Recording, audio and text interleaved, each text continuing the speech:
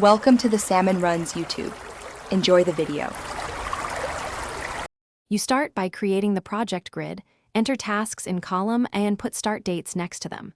Once done, enter durations in days, use whole numbers or 0. 5 increments for half days.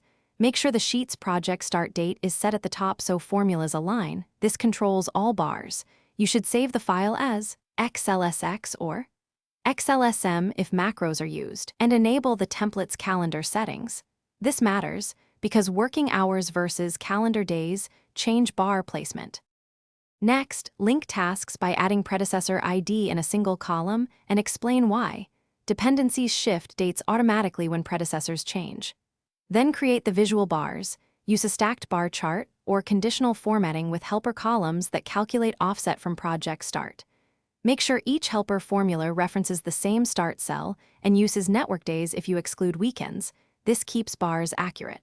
Once linked, change one end date and observe how dependent tasks move so you understand the dynamic. Finalize by locking formula cells and adding a status and % complete column so progress is visible.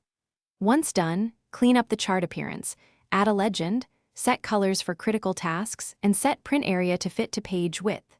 If something goes wrong, check date formats first. Mismatched date cells often break offsets.